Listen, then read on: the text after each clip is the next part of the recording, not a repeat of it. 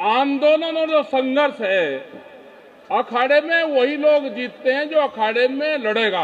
और राकेश टिकैत जी जानते हैं, खेत के अंदर अगर बैल को ठीक से चलाना होता है तो उसकी नाक में नकेल डालनी होती है। और राजा जब देश का तानाशाह हो जा, तानाशाह जब होता है जब विपक्ष कमजोर होता है। यहाँ पे विपक्ष के लोग बहुत आए भाई, अब वो एक आधा कोई होगा भाई, अपना ध्यान से सुन लेना, काम आप भी कुछ नहीं कर रहे। जब जब भी देश में विपक्ष कमजोर होगा, देश में तानाशाहों का जन्म होगा।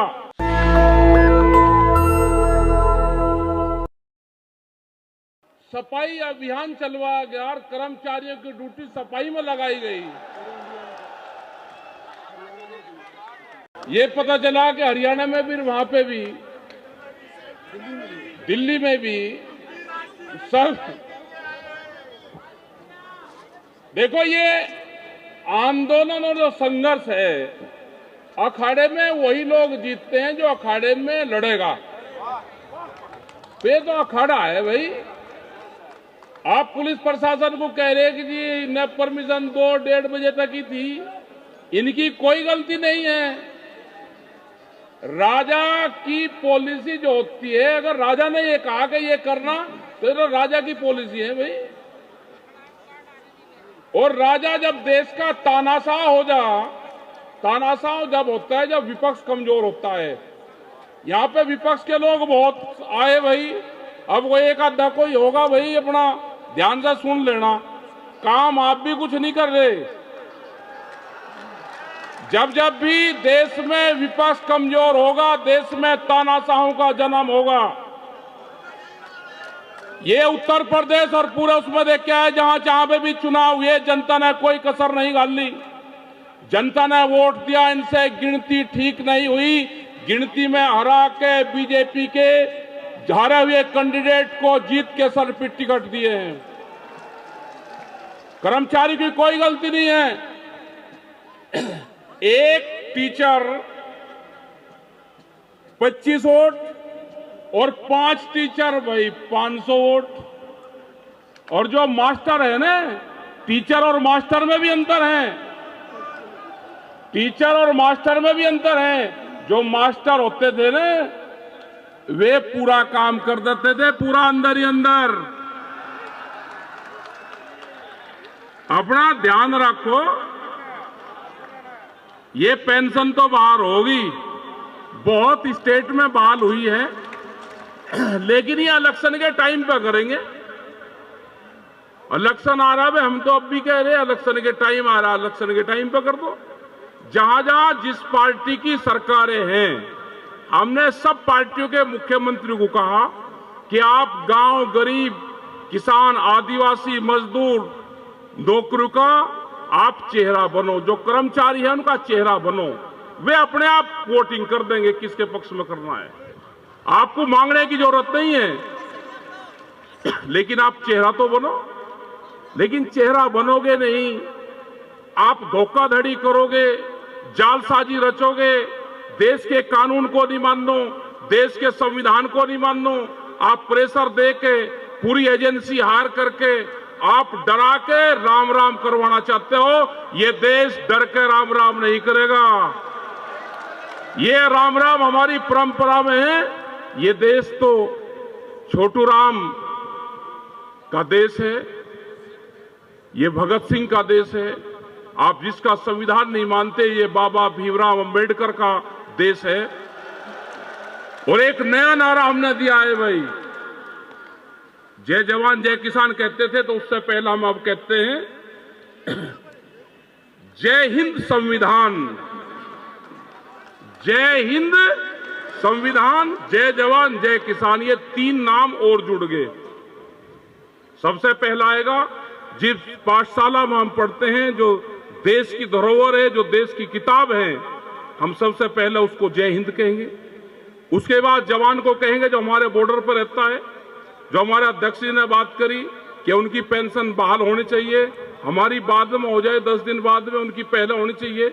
हमने देखा कि जब पाकिस्तान और अफगानिस्तान के इनके बॉर्डरों पे जहां सैनिक बल रहते हैं, अभी हम छत्तीसगढ़ में गए, 80 किलोमीटर अंदर हमको अर्धसैनिक बल लेके गए। उनके कैंप थे जगह जगह, 5 जगह, मतलब 1000 से ज्यादा वहां के अर्धसैनिक बल ले गए। उन्होंने पूरा रास्ता क्लियर करा। जब हमारी 2 गाड़ियां उन आदिवासियों के क्षेत्र में गई, तो कितनी मेहनत ये लोग करते हैं, कितने पुलिस प्रशासन के लोग मेहनत करते हैं। लेकिन इनसे हमारा कोई झगड़ा नहीं है।